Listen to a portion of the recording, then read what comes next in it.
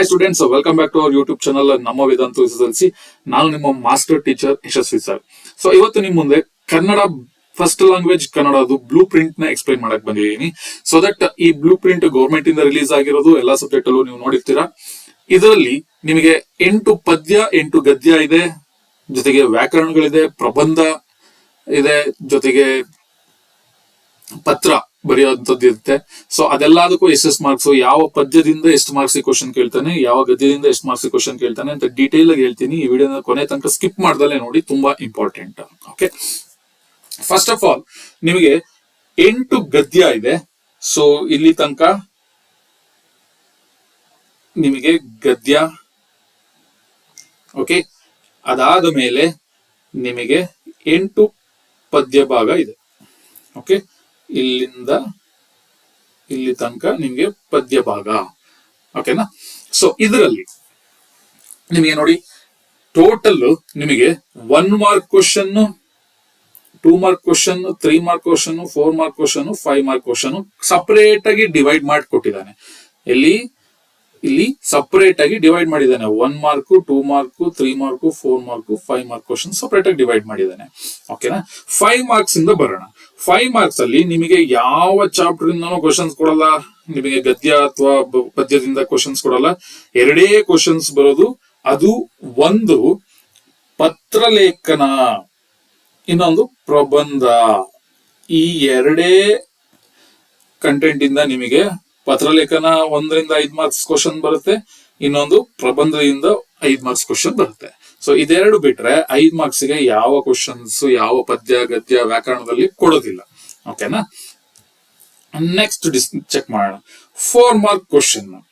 4 mark question ಅಲ್ಲಿ ಗದ್ಯ ಭಾಗದಿಂದ ಇಲ್ಲಿ ಶಬರಿ, 6ನೇ ಗದ್ಯ ಭಾಗ ಶಬರಿ, ಇದರಲ್ಲಿ 1 ಕ್ವಶನ್ ಕೊಡ್ತಾನೆ.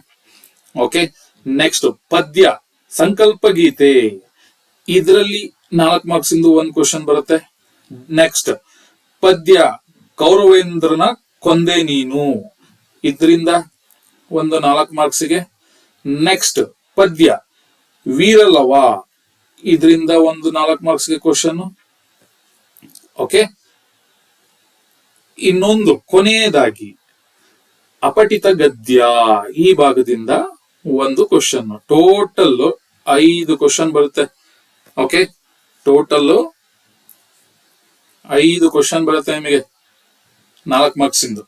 ಓಕೆ, ಇದನ್ನ ಚೆಕ್ ಮಾಡ್ಕೊಳ್ಳಿ. ಅದಾದ್ಮೇಲೆ 3 ಮಾರ್ಕ್ಸ್ ಗೆ ಹೋಗೋಣ.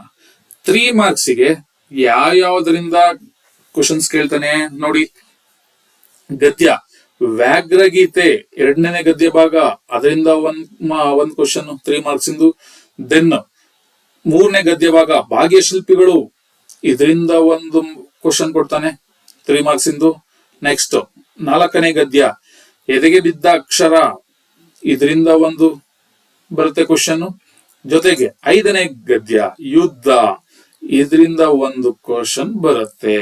ನಂತರ ಪದ್ಯ ಭಾಗಕ್ಕೆ ಬರೋಣ. ಹಕ್ಕಿ ಹಾರುತ್ತಿದೆ ನೋಡಿದಿರಾ, 10ನೇ ಪದ್ಯ.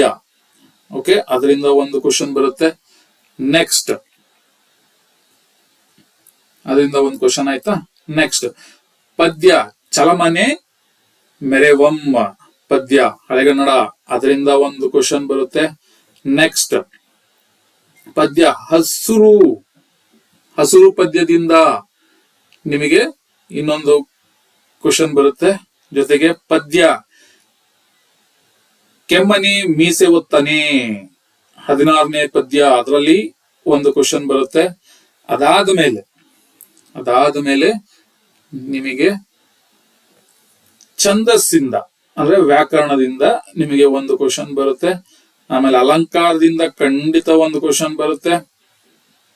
ಗಾದೆ ಮಾತು ವಿಸ್ತರಿಸಿ ಅಂತ 1 ಕ್ವಶನ್ ಕೊಡ್ತಾನೆ. ಟೋಟಲ್ 11 ಕ್ವಶನ್ ಇರುತ್ತೆ ನಿಮಗೆ. 3 ಮಾರ್ಕ್ಸ್ ಇಂದು 11 ಕ್ವಶನ್ ಇರುತ್ತೆ. ಓಕೆನಾ?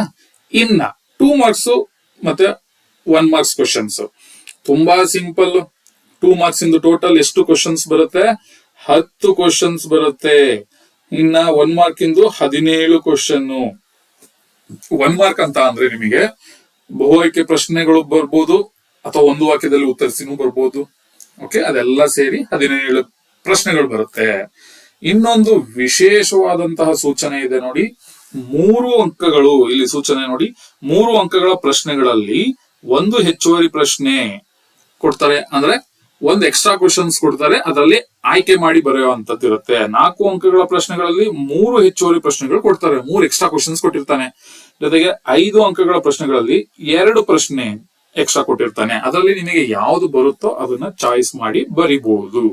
ಓಕೆನಾ? ಈಗ ನೋಡಿ, ಈಗ ಮೇನ್ ಆಗಿ 3 ಮಾರ್ಕ್ಸ್ ಕ್ವಶನ್ ನಲ್ಲಿ ಯಾವ ತರ ಕ್ವಶನ್ಸ್ ಕೇಳಬಹುದು.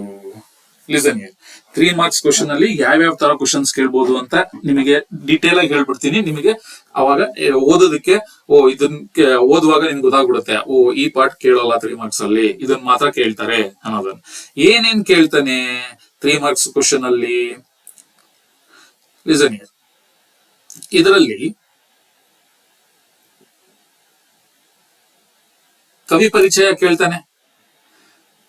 ಕವಿ ಪರಿಚಯ, ಓಕೆ, ಕವಿ ಪರಿಚಯ ಒಂದು ಕೇಳ್ತಾನೆ. 3 ಮಾರ್ಕ್ಸ್ ಅಲ್ಲಿ ಮೆನ್ಷನ್ ಮಾಡ್ಕೊಳ್ಳಿ, 3 ಮಾರ್ಕ್ಸ್ ಅಲ್ಲಿ ಕವಿ ಪರಿಚಯ ಅಥವಾ ಸಂದರ್ಭಾನುಸಾರ ವಿವರಿಸಿ, ಇದಿಷ್ಟನ್ನೇ ಕೇಳೋದು, ಪದ್ಯದಲ್ಲಾಗ್ಲಿ ಗದ್ಯದಲ್ಲಾಗ್ಲಿ. ಸೊ ಅದ್ರ ಬಗ್ಗೆ ಡೀಟೇಲ್ ಆಗಿ ನಾನು ನಿಮಗೆ ಒಂದು ವಿಡಿಯೋಸ್ ನ ಮಾಡ್ತೀನಿ. ಕವಿ ಪರಿಚಯದ ಬಗ್ಗೆ ಎಷ್ಟು ಕವಿ ಪರಿಚಯ ಇದೆ ಟೋಟಲ್ ನಿಮ್ಮ ಕನ್ನಡ ಪಠ್ಯಕ್ರಮದಲ್ಲಿ, ಅದ್ರ ಬಗ್ಗೆ ಒಂದಷ್ಟು ವಿಡಿಯೋಸ್ ನ ಮಾಡ್ತೀನಿ. ಅದ್ರ ಜೊತೆಗೆ ಸಂದರ್ಭಾನುಸಾರ ಅದ್ರ ಬಗ್ಗೆ ಒಂದು ವಿಡಿಯೋ ಮಾಡ್ತೀನಿ, ಸಪರೇಟ್ ಆಗಿ ಮಾಡ್ಕೊಡ್ತೀನಿ. ಓಕೆನಾ? 4 ಮಾರ್ಕ್ಸ್ ಕ್ವಶನ್ ನಲ್ಲಿ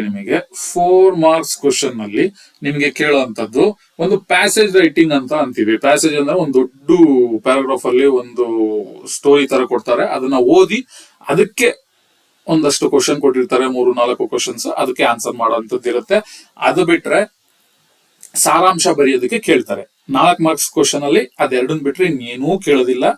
ಅಥವಾ 3 ಚಾನ್ಸಸ್ ಇದೆ, ಒಂದು ಪ್ಯಾಸೇಜ್ ಕೊಟ್ಬಿಟ್ಟು ಅದಕ್ಕೆ ಓದಿ ಆನ್ಸರ್ ಮಾಡೋದಕ್ಕೆ ಹೇಳ್ತಾರೆ, ಅಥವಾ ಸಾರಾಂಶ ಬರೆಯೋದಕ್ಕೆ ಹೇಳ್ತಾರೆ, ಅಥವಾ 10 ವಾಕ್ಯದಲ್ಲಿ ಉತ್ತರಿಸಿ, ಅಥವಾ 8 ವಾಕ್ಯದಲ್ಲಿ ಉತ್ತರಿಸಿ ಅಂತ 4 ಮಾರ್ಕ್ಸ್ ಕ್ವಶನ್ ಕೇಳ್ತಾನೆ. ಇದು ಬಿಟ್ರೆ ಇನ್ಯಾವುದೇ ತರಹದ ಪ್ರಶ್ನೆಗಳು ಇದರಲ್ಲಿ ಬರೋದಿಲ್ಲ. ಸೊ ಡೀಟೇಲ್ ಆಗಿ ಇದೆ ಇದರಲ್ಲಿ. ಟೋಟಲ್ ನಿಮಗೆ 100 ಮಾರ್ಕ್ಸ್, 45 ಕ್ವಶನ್ ಬರುತ್ತೆ. 45 ಕ್ವಶನ್ ಅಲ್ಲಿ 100 ಮಾರ್ಕ್ಸ್.